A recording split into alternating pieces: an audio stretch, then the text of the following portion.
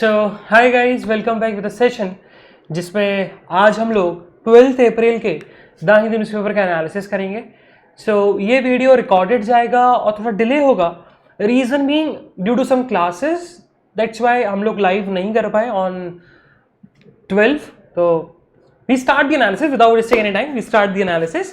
Okay, so the first news it's about Amit Shah. तो बहुत हुआ क्या, बेसिकली वेस्ट बंगाल का लास्ट फेज का इलेक्शन था ऑन 10 अप्रैल को, और वहां पर थोड़ा वायलेंस क्रिएट हुआ जिसकी वजह से 5 लोगों की डेथ हो गई, जिसमें ममता बनर्जी ने बेसिकली एक्विजिशन लगाया पहले तो अमित शाह के ऊपर, जो कि होम मिनिस्टर है, सेंट्रल होम मिनिस्टर है, कि उनको रिजाइन करना चाहिए क्योंकि वही लॉ एंड ऑर्डर की सिचुएशन और पब्लिक सिचुएशन को संभाल नहीं पा रहे और उन्हीं की गलती है, उन्हीं ने प्रोवोक किया जिसकी वजह से 5 लोगों की डेथ हुई।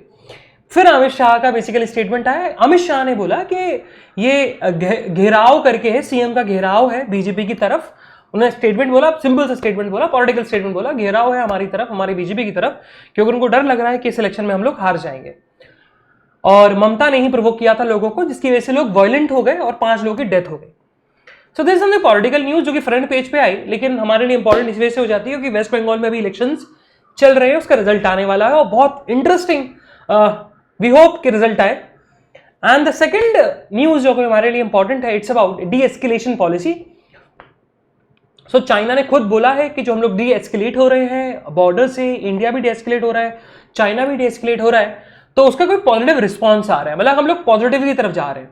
ऐसा नहीं है कि हम लोग की डी एस्केलेशन वाली पॉलिसी जो थी वो उस पर कोई फर्दर कोई अचीवमेंट नहीं है, ऐसा कुछ नहीं है। हम लोग डीएस्केलेशन पॉलिसी सही जा रही है, हम लोग डीएस्केलेट हो रहे हैं, इंडिया भी हो रही है, इंडियन आर्मी भी हो रही है और हमारी पीएलए आर्मी भी डीएस्केलेट होती जा रही है। एक और न्यूज है वही एलएसी से लेकर, लेकिन अभी वो नेशनल न्यूज में आएगी, तो जब नेशनल न्यूज अपन पढ़ेंगे तो नेशनल न्यूज में अपन उसको थोड़ा सा इन डेप्थ में पढ़ने वाले हैं। Now the next important news it's about कि इंडिया में सारे रिकॉर्ड तोड़ दिए हैं कल, बेसिकली कल सारे रिकॉर्ड टूट गए कोविड-19 के केसेस के, और कल इंडिया में टोटल 1.7 लाख, मतलब 1,70,000 केसेस निकले कोविड-19 के एक दिन के अंदर, जो कि खुद में एक रिकॉर्ड है। और महाराष्ट्र का उसमें इन्वॉल्वमेंट अराउंड 63,000 है, 63,294 केसेस। अगेन वो फिर से सेकेंड वेव आ रही है, सेकेंड वेव फिर से चल गई है और कोविड-19 केसेस फिर से इंक्रीज हो रहे हैं। तो just I just only say just be safe, और जो भी 45 के ऊपर है उसको अगर कोविड-19 नहीं है तो just go to the hospital और go to the vaccination camp और हम लोग को वैक्सीनेट कराओ। ओके, चलो।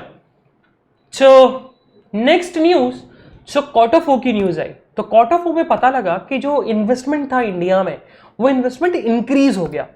क्वार्टर में जो इन्वेस्टमेंट आया वो इन्वेस्टमेंट अराउंड सिर्फ 1.2% नीचे है टोटल इन्वेस्टमेंट इन 2019 इन 2020 में। तो जो क्वार्टर में इन्वेस्टमेंट आया अराउंड 10.72 लाख करोड़ का, वो इन्वेस्टमेंट सिर्फ 1% से कम है। अगर 1% होता तो टच कर जाता 2019-2020 के इन्वेस्टमेंट को। ओके, सो जस्ट एक बार डेटा लिख लेना, एक बार डेटा हमारे लिए इंपॉर्टेंट हो जाता है कि इस बार कितने अमाउंट का इन्वेस्टमेंट आया इस क्वार्टर में। रिकॉर्ड भी है, तो just right it down in notebook. Now we move further. We have to skip a city news. We'll skip the city news.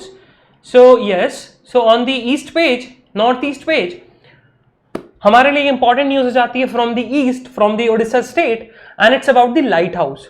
हमारे लिए जो इंपॉर्टेंट है इट्स अबाउट के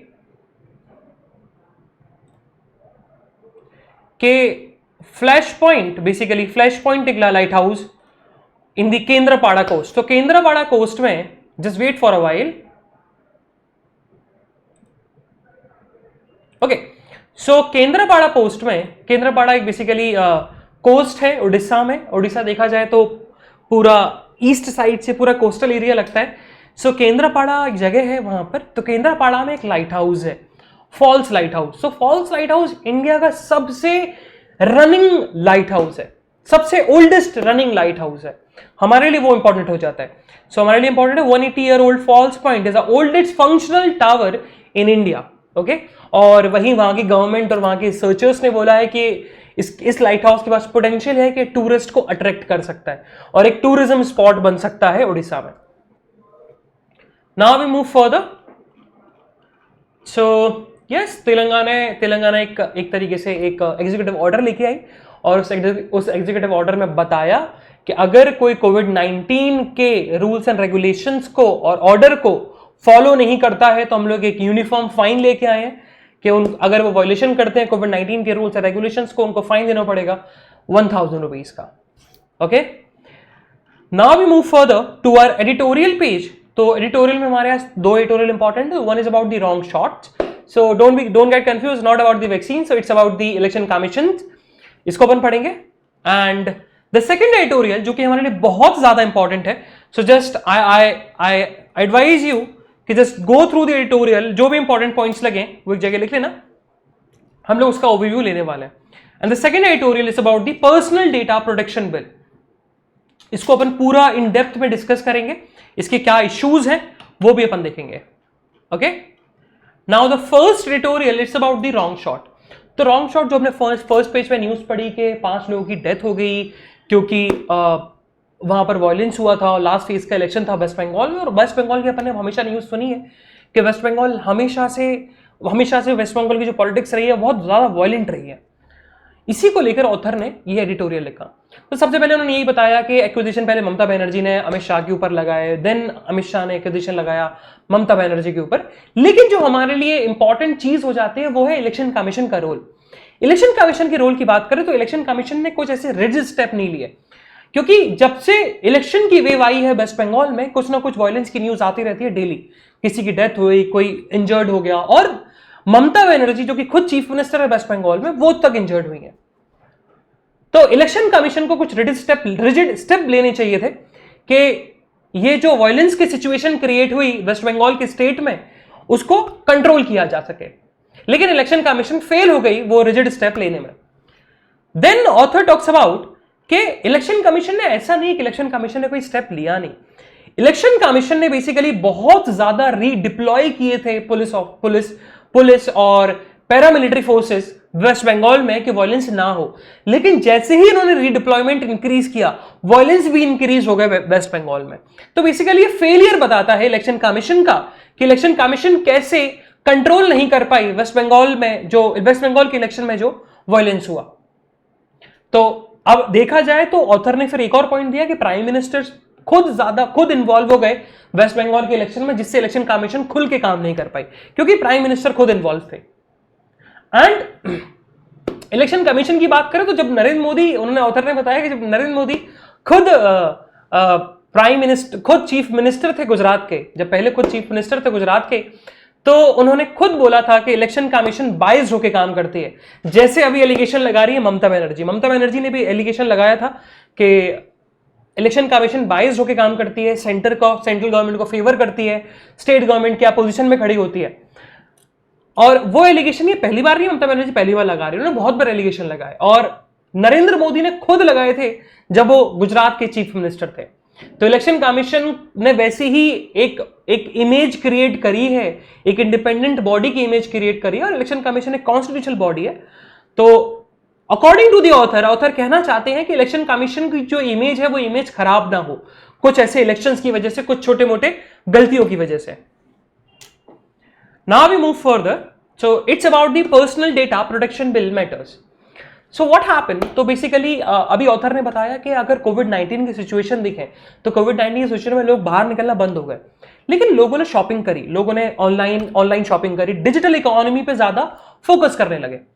लेकिन जैसे ही लोग शिफ्ट हुए डिजिटल इकोनॉमी की तरफ, अगर हम देखें तो डीमोनेटाइजेशन से डिजिटल इकोनॉमी की तरफ लोग शिफ्ट होने लगे, और कोविड-19 ने और ज्यादा शिफ्ट कर दिया लोगों की तरफ कि सोशल डिस्टेंसिंग मेंटेन रहे और हम एक दूसरे के नोट्स को टच ना करें, तो डिजिटल इकोनॉमी की तरफ शिफ्ट होने लगे। लेकिन जैसे ही हम लोग इंडिया की पब्लिक डिजिटल इकोनॉमी की तरफ शिफ्ट हुई, कोविड-19 के केसेस तो बढ़े और साथ में साइबर अटैक्स और डेटा ब्रीच के केसेस भी बहुत ज्यादा इंक्रीज हो गए। अब ऑथर आगे लिखते हैं कि रिसेंट में अभी एक केस आया, अराउंड मूवी क्विक एक ऐप है, उसका डेटा ब्रीच हो रहा था, उसका डेटा ब्रीच होने की बात हो रही है। सो अराउंड 1.9 करोड़ लोगों का डेटा ब्रीच रिस्क पर है, डेटा रिस्क पर है, उनका डेटा ब्रीच हो सकता है। यह भी केस आया और इसी केस को हाईलाइट करते हुए ऑथर ने दोनों ऑथर्स ने ये आर्टिकल लिखा। तो सबसे पहले उन्होंने बताया कि जब हम इंडिया में डेटा प्रोटेक्शन की बात करते हैं तो डेटा प्रोटेक्शन इंडिया में बहुत ज्यादा रिजिड नहीं है, बहुत ज्यादा स्ट्रांग नहीं है, उसको स्ट्रांग बनाना है।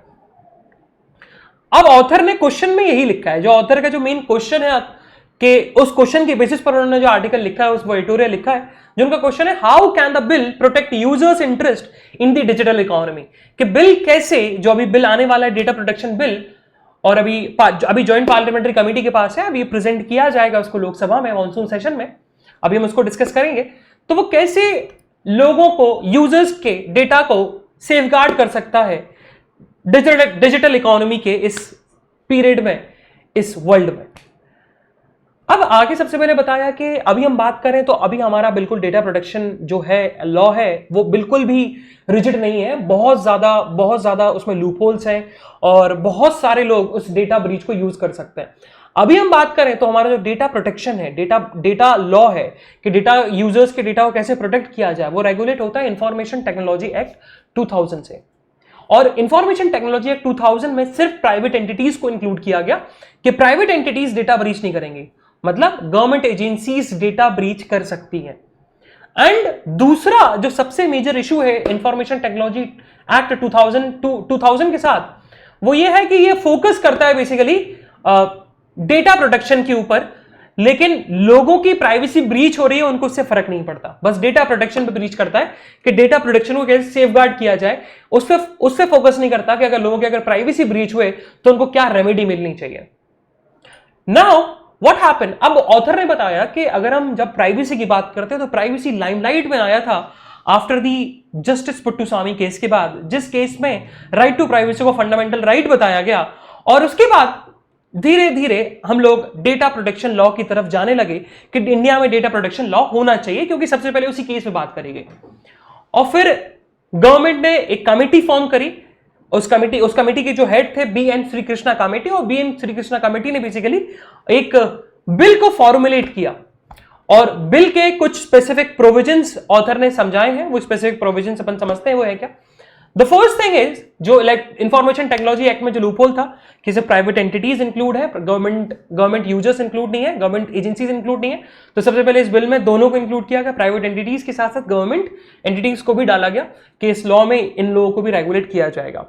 सेकंड जो इस बिल का जो स्ट्रॉन्ग पॉइंट है, इट्स अबाउट कि बहुत सारे रूल्स एंड रेगुलेशंस हैं जो कि डेटा प्रोटेक्शन के साथ साथ लोगों की प्राइवेसी पे ही फोकस करते हैं कि यूजर्स की प्राइवेसी को कैसे सेफगार्ड किया जाए। Third thing they have basically talked about, it's about कि इस अकॉर्डिंग टू दिस बिल ये यूजर्स को राइट देता है कि अगर उसने अपना डेटा, पर्सनल डेटा किसी प्राइवेट एंटिटी या गवर्नमेंट एजेंसी को दिया है तो वो कैसे रेगुलेट कर रहे हैं उस चीज को। यूजर्स ये सारी इंफॉर्मेशन एक्सट्रैक्ट कर सकता है। ये जैसे मान के चलते हैं, अगर मैंने पेटीएम को कुछ इंफॉर्मेशन दी, कोई भी इंफॉर्मेशन दी, बैंक इंफॉर्मेशन, अपनी पर्सनल इंफॉर्मेशन, तो मेरे पास राइट है अकॉर्डिंग टू दिस बिल कि पेटीएम उस डेटा को किस लिमिट तक यूज कर रही है। And the fourth and the important thing about this bill, it's about the independent body and it's called data protection authority, DPA. तो एक बॉडी बनाई जाएगी, एक अथॉरिटी बनाई जाएगी, इंडिपेंडेंट अथॉरिटी होगी। इसका काम यही होगा कि ये प्राइवेट एंटिटीज और गवर्नमेंट एजेंसीज को रेगुलेट करेगी और देखेगी कि ये लॉज को, जो डेटा प्रोटेक्शन बिल में जो लॉज हैं उन पे फोकस कर रही है कि नहीं कर रही है, उनके रूल्स एंड रेगुलेशंस को मान रही है कि नहीं मान रही, दोनों government agencies and private entities both. अब ऑथर ने बताया कि बिल देखने में तो परफेक्ट लग रहा है but there are some loopholes.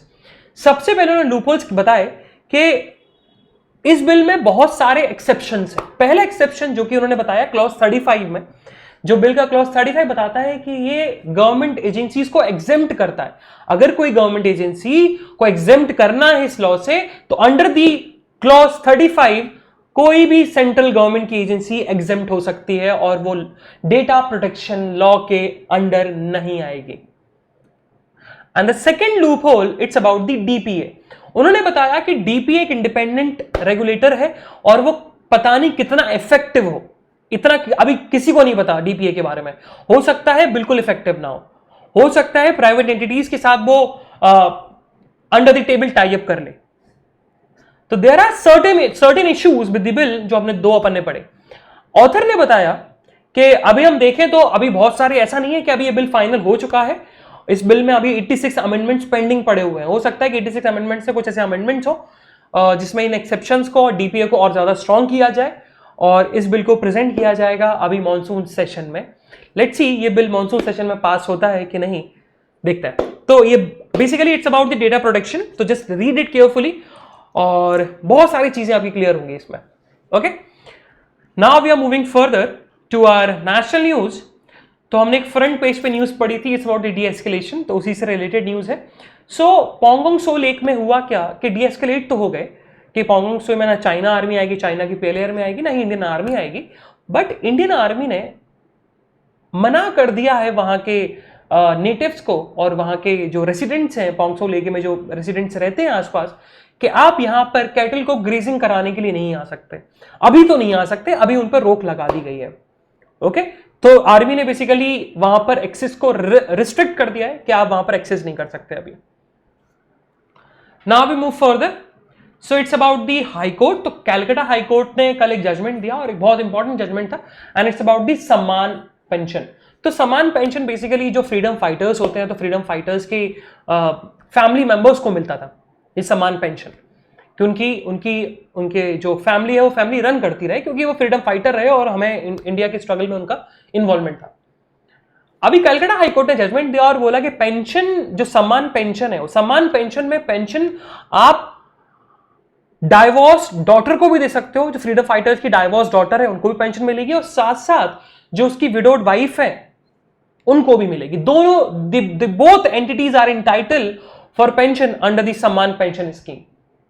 और अगर इन लोगों को पेंशन नहीं मिली तो आर्टिकल 14 का वायलेशन हो रहा है स्ट्रांगली तरीके से। Okay, so because of the covid, again important news, because of the covid education अब बहुत ज्यादा डिजिटल हो गई। एनसीईआरटीज ने भी वर्चुअली बेसिकली बुक्स को ई टेक्स्ट बुक्स लॉन्च करी।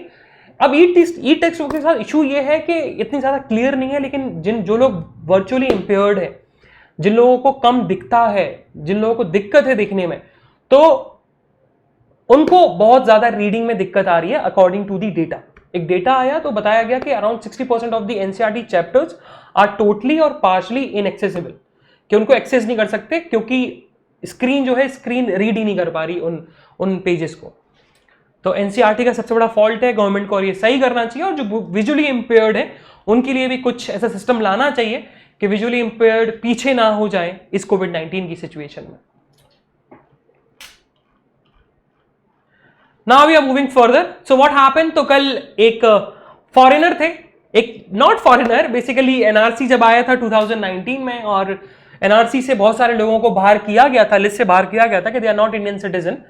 तो एक पर्सन था, उस पर्सन को फॉरेनर का टैग दे दिया गया था, and the name of the person is Haider Ali. हमारे लिए आ जाता है कभी कभी ऐसे न्यूज़ हमारे लिए इंपॉर्टेंट हो जाती है, हमें पता होना चाहिए what is the ground level situation, कि ग्राउंड सिचुएशन है क्या। एनआरसी के बारे में हम जानते हैं, सीए के बारे में हम जानते हैं, बट उसका इंपैक्ट क्या पड़ता है ग्राउंड पर लोगों पर। तो इसके लिए फॉर द ग्राउंड रियलिटी हमें ऐसी न्यूज़ पढ़ना चाहिए, और बहुत इंटरेस्टिंग न्यूज़ होती है क्योंकि उसमें फैक्ट्स बहुत ज़्यादा होते हैं। Just read it carefully. So Hyder Ali एक पर्सन थे, तो हैदर अली को फॉरेनर का टैग दे दिया गया था क्योंकि वो प्रूफ नहीं कर पाए कि वो इंडिया के सिटीजन है, बल्कि उन्होंने ये तक बोला था कि मेरे जो ग्रैंडफादर थे, ग्रैंडफादर 1971 के इलेक्शन में वोटर लिस्ट में उनका नाम था, उन्होंने वोट डाला था 1971 के इलेक्शन में, लेकिन तब भी उनको फॉरेनर का टैग दे दिया। लेकिन now by the Guwahati high court उस एक्ट को चेंज किया गया और उस पर्सन को, हैदर अली जिसका फॉरेनर का टैग मिल चुका था, वो टैग वापस लिया गया और डिक्लेयर किया गया कि वो इंडिया के सिटीजन है। सो रैमनी डिवियर बहुत इशू में भी है। तो गुजरात में भी कल एक न्यूज़ में भी रहा कि गुजरात के जो बीजेपी स्टेट प्रेसिडेंट है, उनके घर में 5000 रेमडेसिविर के वैक्सीन्स मिली, उनके दवाइयाँ मिली, रेमडेसिविर की वैक्सीन्स मिली। तो इसी को लेकर ये बहुत इंपॉर्टेंट न्यूज़ हो जाती है एंड इट्स अबाउट कि सेंट्रल गवर्नमेंट ने टोटली तरीके से एक्सपोर्ट बैन कर दिया रेमडेसिविर का, पूरे तरीके से एक्सपोर्ट का बैन कर दिया कि आप रेमडेसिविर को एक्सपोर्ट कर ही नहीं सकते किसी भी और कंट्री में, ओके क्योंकि इंडिया में वैक्सीन की अभी वैसे ही कमी है और केसेस इंक्रीज हो रहे हैं। फॉर दिस रेमडेसिविर के जो एक्सपोर्ट है उस पर बैन लगा दिया गया है। सो गुजरात हाईकोर्ट, गुजरात बहुत सारे केसेस निकले, अपन समझेंगे है क्या। बहुत सारे केसेस निकले और बहुत सारे लोगों ने पिटीशन फाइल करी, PIL फाइल करी कि गुजरात में बहुत ज़्यादा कंडीशंस, बहुत बुरी कंडीशंस है, वहाँ के हॉस्पिटल की बहुत ज़्यादा बुरी कंडीशंस है, कोविड-19 सिचुएशन बहुत ज़्यादा वर्सन होती जा रही है। तो गुजरात हाईकोर्ट के जब ये इशू जब उनकी नज़रों में आया तो उन्होंने सुमोटो मतलब खुद से ही PIL बनाई और खुद से ही केस को डील करेंगे, खुद से ही केस को डील करने वाले हैं और सिचुएशन देखेंगे कि गुजरात में क्या सिचुएशन है, गुजरात एज अ स्टेट में क्या सिचुएशन है, कि कोविड-19 के जो नॉर्म्स हैं वो फुलफिल हो रहे हैं कि नहीं, जो गवर्नमेंट की रिस्पॉन्सिबिलिटी बन रही है गवर्नमेंट की रिस्पॉन्सिबिलिटी फुलफिल कर पा रहे हैं कि नहीं। So on the last we move to the world news. तो वर्ल्ड न्यूज में सिर्फ हमारे लिए एक ही इंपॉर्टेंट न्यूज है एंड इट्स अबाउट कि यूरोपियन यूनियन के एक टॉप डिप्लोमेट, एक बहुत बड़े टॉप ऑफिशियल यूरोपियन यूनियन के, उन्होंने स्टेटमेंट दिया कि म्यांमार में जो मिलिट्री कू आया ना, उस म्यांमार के मिलिट्री कू में चाइना और रशिया ने कोई इन्वॉल्वमेंट नहीं दिखाया। उनकी ड्यूटी बनती थी कि इतना ज्यादा ब्लडशेड हुआ है, इतना ज्यादा लोगों ने प्रोटेस्ट किया है कि वहां पर फिर से डेमोक्रेसी आए और फिर से वो मिलिट्री कू को हटाया जाए और डेमोक्रेटिक गवर्नमेंट सेटअप की जाए, लेकिन चाइना और रशिया ने कोई इन्वॉल्वमेंट नहीं दिखाया और उस ब्लडशेड को बल्कि सपोर्ट किया है। तो this is the statement from the European union. अच्छा, अब ये हो भी सकता है क्योंकि चाइना और रशिया दोनों अपने आप को कम्युनिस्ट मानती हैं और डेमोक्रेसी के वो फेवर में है भी नहीं, तो हो सकता है कि वो म्यांमार के मिलिट्री कू को सपोर्ट करें। बट जब मिलिट्री कू को सपोर्ट तब किया जाए जब डेमोक्रेटिक गवर्नमेंट स्मूथली रन नहीं कर रही हो, वहां पर पब्लिक के राइट्स ब्रीच हो रहे हो। बट यहां पर मिलिट्री कू की वजह से बहुत ज्यादा ब्लडशेड हो रहा है, बहुत ज्यादा लोगों के राइट्स ब्रीच हो रहे हैं। तो इसी के चलते चाइना और जो रशिया ने स्टेप लिए वो गलत थे according to the European Union top diplomat. Okay, so this is the analysis of today's newspaper. So आज इकोनॉमी का पेज नहीं आता because of Monday and same goes with sports. Sports में आज कुछ इंपॉर्टेंट न्यूज नहीं है, टोटली अबाउट दी IPL। तो हमें IPL हमारे लिए इंपॉर्टेंट न्यूज नहीं हो जाती, हमारे लिए सिर्फ इंपॉर्टेंट न्यूज यही है कि IPL का कौन सा एडिशन है फॉर द करंट अफेयर्स, बस। और जब विनर आएगा तो अपन विनर देखेंगे। Okay, so this is the analysis of today's newspaper of 12th of April। हम लोग कल फिर मिलेंगे, लाइव मिलेंगे और रिकॉर्डेड नहीं, विथ 13th April के न्यूज़पेपर के साथ, with interesting news, with some interesting current affairs. तब तक के लिए bye bye, have fun and enjoy your day.